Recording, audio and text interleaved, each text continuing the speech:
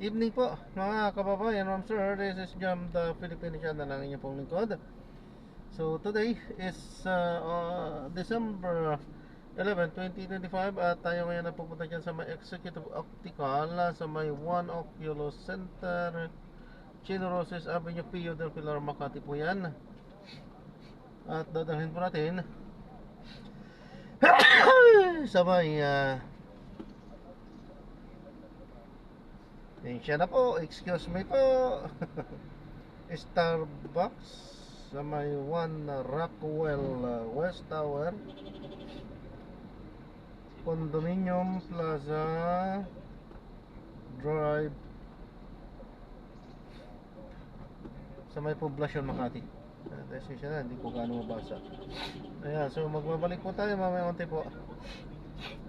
Pag nakuha na po natin sila, disclaimer lang po, ang content po natin ay kalsada at hindi ang passenger. Kaya naman, sakasakali man po na may marinig kayo, mga pangalan ng lugar, pangalan ng tao, pangalan ng organization, sa government o private man yan, ay wala pong kinalaman ng channel nito.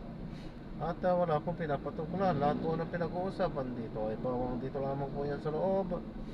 At wala pong pinapatungkulan sa labas. Okay po, magbabalik po tayo mamaya konti pag nakuha na po natin sila.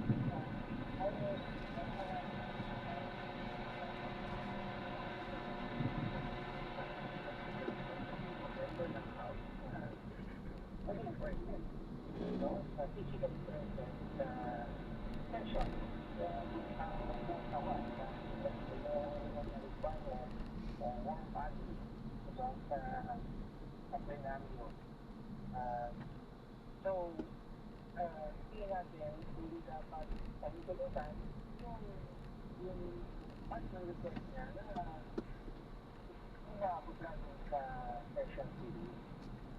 At kailangan na drop na natin sila. So, hindi tayo nakapag-play. Alam naman na natin ang mga kadahilanan kung bakit di tayo nakakapag-play. Ano po? Gagawa na lang po natin ng ibang video itong ating susunod na mission. Ano po?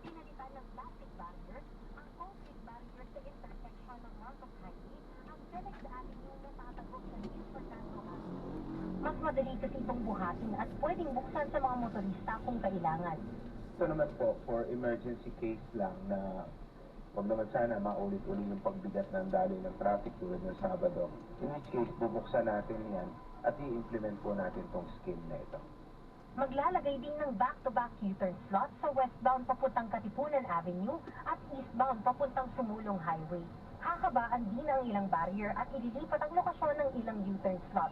Nakikiusap rin ng MMDA sa pamunuan ng mga mall sa Marcos Highway. Nakita po natin ng Sabado yung epekto nung nagkaroon ng mall-wide sale outside ng jurisdiction ng MMDA.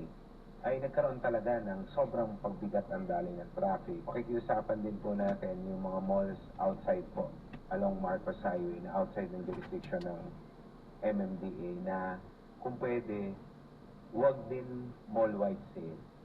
Nagsimula na rin magtalaga ang MMDA ng mga karagdagang traffic enforcer. Especially doon sa mga perennial problems ng mga illegal terminals ng mga jeepney, pinapa-operate.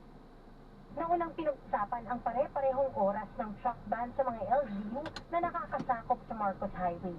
Makikipag-usap na rin ang LGU sa mga subdivision para padaanin ang mga motorista.